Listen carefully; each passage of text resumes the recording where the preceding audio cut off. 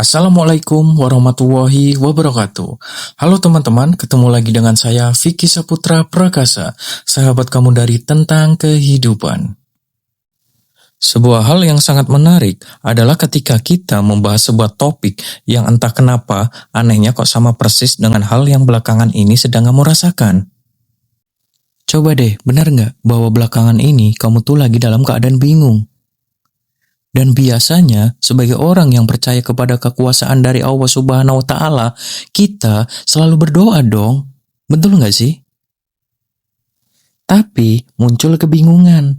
Berikutnya, gimana ya cara saya bisa menunggu petunjuk dari Allah yang benar, dan apa sih tandanya dari Yang Maha Kuasa bahwa itu loh jalan yang baik buat saya? Yang merupakan jalan keluar dari pertanyaan saya kemarin di dalam doa-doa saya. Nah, kali ini ada saya, Vicky Saputra Prakasa, sebagai sahabat baik kamu yang selalu mengingatkan. Halo, bagi kamu yang belum subscribe, ayo subscribe dulu. Karena tentang kehidupan, materinya seperti ini. Selalu bikin kamu kaget, tapi mengobati. Dan bagi kamu yang sudah subscribe, coba cek loncengnya. Benar, loncengnya. Juga dipencet ya. Karena apa? Lonceng itu yang akan memberikan kamu video-video terbaru dari saya di notifikasi handphone kamu. Itu sangat penting, oke? Langsung saja diklik ya. Sudah belum? Saya hitung sampai 3 ya. 1, 2, 3. Oke, terima kasih buat sahabatku tentang kehidupan. Oke, sekarang kita langsung ngebahas aja sebuah hal yang tadi saya bilang itu. Di saat kamu harus menunggu petunjuk dari Allah, itu caranya bagaimana dan harus melakukan apa sih? Secara logis gini loh. Pertama, saya bangga sama kamu. Benar, saya bangga kepada kamu sebagai sahabat saya di Tentang Kehidupan. Kenapa, Mas? Karena diri kamu masih mengandalkan kuasa dari Yang Maha Kuasa untuk menyelesaikan perkara hidup kamu.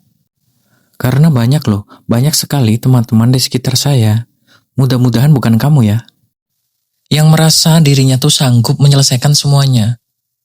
Padahal sebenarnya sehebat apapun kita itu nggak bisa melakukan semuanya. Betul nggak? Coba ada nggak di antara kamu yang belakangan ini sedang dalam keadaan yang capek banget? Capeknya tapi bukan capek kayak habis jalan-jalan. Tapi justru capeknya itu adalah perasaan sedih yang kadang-kadang harus nangis dulu, baru lumayan lega. Nah, itu tandanya kamu selama ini, mohon maaf, selalu mengandalkan kekuatan diri sendiri untuk menyelesaikan semuanya. Dan sekarang bagaimana caranya menunggu petunjuk dari Allah, Mas Boy? Saya ini pengen sekali diajarkan ilmu yang logis yang tidak teori, apalagi berunsur klinik atau mistik. Caranya gimana itu, Mas Boy? Caranya gampang, menunggu petunjuk Allah Subhanahu wa Ta'ala itu. Pertama, jelas kamu harus berdoa dulu, tapi ketika kamu berdoa, selalu sertai rasa putus asa yang sangat betul-betul. Saya ulangi, ketika kamu putus asa itu kan, kamu ngerasa nggak bisa melakukan apa-apa lagi. Ya udah, mau minta tolong orang-orang tapi nggak tahu mau minta tolong siapa, bener nggak? Nah, sekarang pakai perasaan putus asamu itu terus-menerus, kamu mohon kepada Yang Maha Kuasa dengan doamu yang paling tulus. Caranya gimana? Supaya berdoa itu bisa paling tulus sertai perasaan putus asamu. Tadi malam doamu misalnya gini, saya ambil contoh, maaf nih. Kalau benar ya, diri kamu sedang butuh uang. Tapi mohon maaf, pekerjaan kamu nih baru aja kena musibah, entah baru di PHK, atau jualan sepi, terus atau baru kena fitnah. Mohon maaf. Dan sekali lagi mohon maaf, jadinya pokoknya uang kamu ini tekor dan gak ada duit sama sekali. Namun kewajiban terus bertambah. Ya, jadi putus asa dong. Bagus. Lah, kok bagus? Iya bagus, pakailah perasaan putus asa kamu itu, kemudian kamu menyendiri ketika sendiri kamu berdoa kepada Allah Subhanahu wa Ta'ala. Menangislah hebat, di sana kamu katakan, Ya Allah, Saya bukan apa-apa tanpamu. Saya menyerah. Tolong bantu saya ya Allah. Terus kamu nangis di situ, minta tolong sama Yang Maha Kuasa, sampai kamu itu benar-benar rasa putus asa. Dan keluarin dari dalam batin kamu. Itu yang pertama. Nah, sekarang saya akan menjelaskan penjelasan logisnya kenapa harus begitu. Begini teman-teman, Allah itu menciptakan manusia itu sangat luar biasa. Lengkap artinya, sadar enggak ketika kita berdoa, itu kan kita mengeluarkan energi ya. Semakin doa kita itu diliputi kepasrahan total. Ingat, kepasrahan total. Semakin kita pasrah, energi positif yang keluar itu akan semakin bagus. Walaupun dasarnya perasaan putus asa. Betul, perasaan putus asa yang akhirnya membuat kamu pasrah itu jauh. Lebih baik daripada mengeluh. Rahasianya saya ulangi ya, perasa putus asa yang membuat kamu jadi berserah total kepada penciptamu itu 1000 kali lebih bagus daripada mengeluh. Mengeluh dan mengeluh. Sampai sini jelas? Nah, ketika kamu mengeluarkan energi yang positif karena dasarnya kamu berserah banget karena udah putus asa, energi positif itu akan keluar dari badan kamu. Apapun energi yang kamu keluarkan dari badan kamu akan kembali kepada hidup kamu. Bentuknya sama persis. Nah, sekarang ketika kamu berserah diri total kepada Yang Maha Kuasa, ngeluarin energi positifnya itu. Bagus, kembali kepada kamu, positif apa negatif? Halo, positif atau negatif? Jawab positif, bahkan berkali-kali lipat lebih positif dibandingkan kamu hanya berdoa di mulut doang. Itu loh rahasianya. Jelas ya? Jadi sekarang bagi kamu yang putus asa, justru bagus. Saya ulangi, itu bagus banget. Karena itu membuat doa kamu sebenarnya jadi jauh lebih tulus, jauh lebih dalam dibandingkan sebelumnya. Jadi kamu praktekkan dulu yang pertama ini deh. Ini benar-benar kenyataan. Nah, sekarang bagi kamu yang dulu pernah punya testimoni atau mungkin pengalaman yang ada kaitannya atau relate dengan ini, coba kamu sharing di komentar.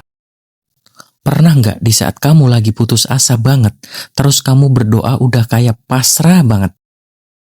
Ternyata benar, ada keajaiban yang hadir yang kamu tidak bisa kamu tebak. Kok tiba-tiba ada? Kalau pernah punya pengalaman gitu, sharing dong di komentar.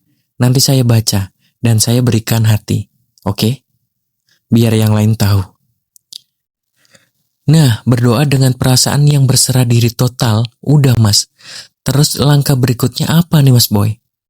Yang kedua, setelah kita udah berdoa, udah menangis hebat dalam doa. Doa kita gitu kan dasarnya. Perasaan berserah karena udah putus asa banget, itu udah bagus. Setelah itu, kamu lakukan yang kedua ini. Apa itu mas boy?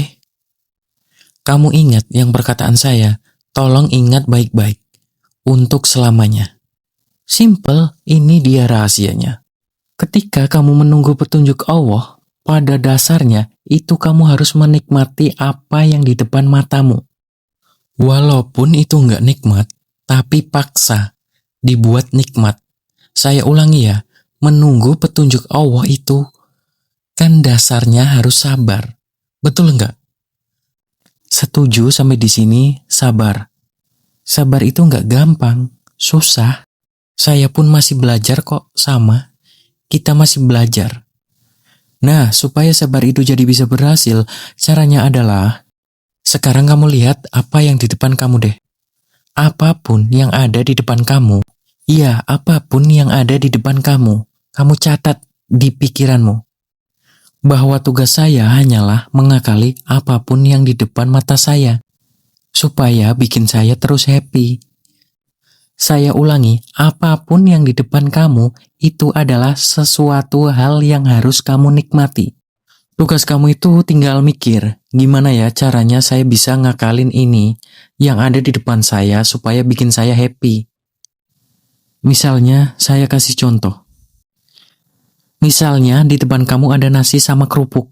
Dan sementara kamu selama ini pingin doa kamu itu didengarkan Allah atau dijabah supaya bisa makan nasi pakai daging. Pakai telur, pakai sayur gitu kan. Iya kan? Kan di depan adanya apa? Nasi sama kerupuk.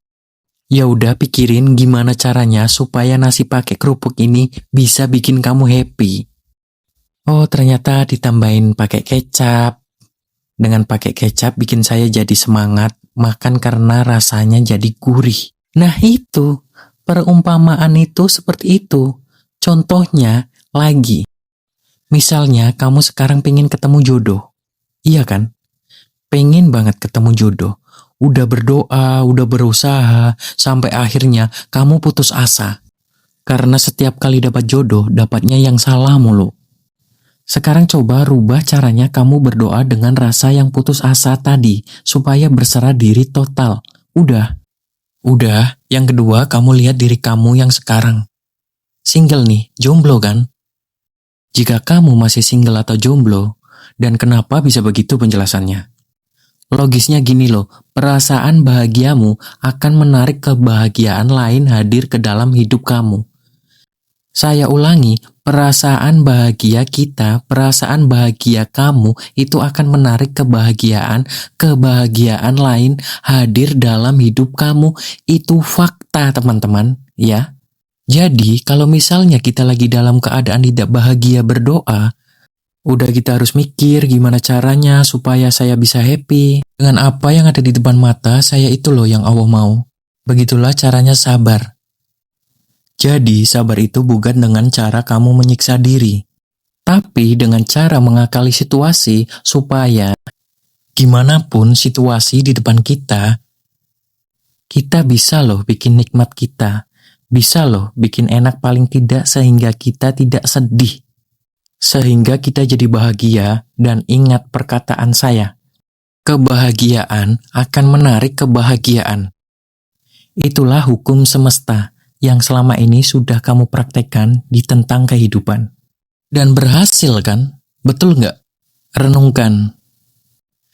Nah, seperti biasa, ini yang ketiga. Justru paling top chair. Ini paling keren. Paling emas sebagai hadiah. Dan bagi kamu yang menonton video saya sampai akhir, terima kasih ya teman-teman. Yang ketiga apa Mas Boy? Kan kita yang pertama sudah berdoa nih, dengan rasa yang pasrah. Tadi saya bilang semakin putus asa semakin bagus. Iya betul. Yang kedua juga kita mengakali situasi supaya kita bahagia Mas. Karena bahagia akan menarik kebahagiaan. Betul. Yang ketiga emang ada lagi Mas? Ada, justru ini penutupnya. Dan paling keren apa itu Mas? Nih dengerin baik-baik ya. Kamu ingat baik-baik. Yang ketiga ini nih, ini benar-benar penting. Kamu ada nggak orang yang selama ini, mohon maaf, pernah bikin kamu sakit hati? Ini benar ya, tapi kalau kamu nggak bisa praktekin, nggak apa-apa. Tapi kalau bisa, saya jamin hidup kamu berkah.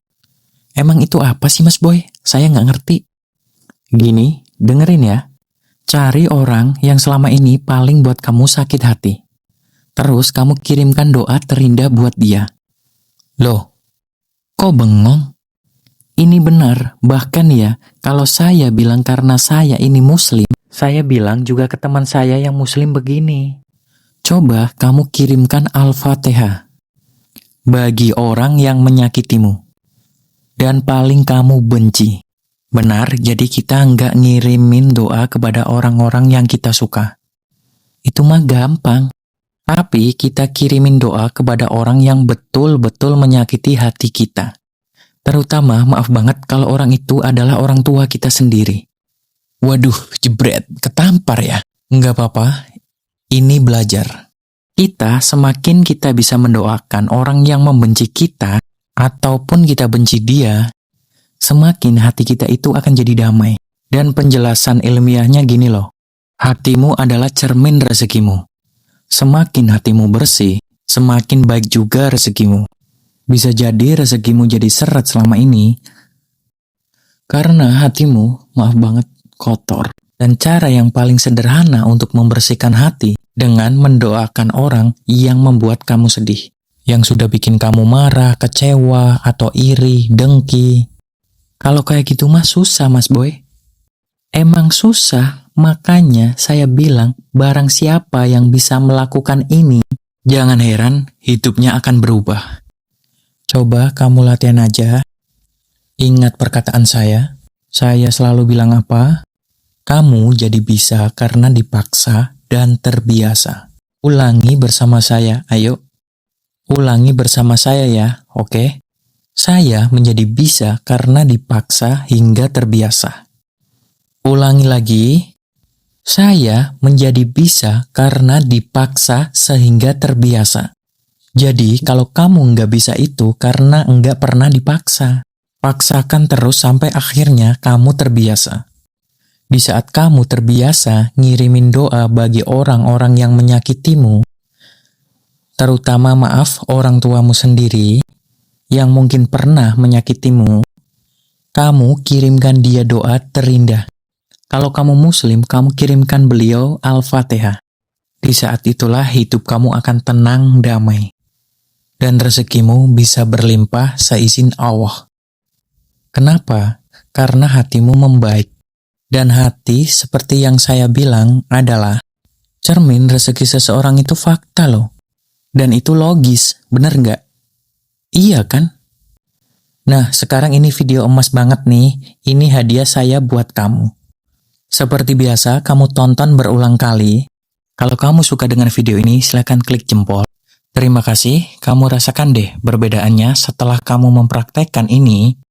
Praktekkan, resapi, dan rasakan perbedaannya dalam hidup kamu yang ini emas sekali. Oke, dengan saya Vicky Saputra Prakasa, sahabat baik kamu selalu, dari Tentang Kehidupan. Terima kasih, Assalamualaikum warahmatullahi wabarakatuh.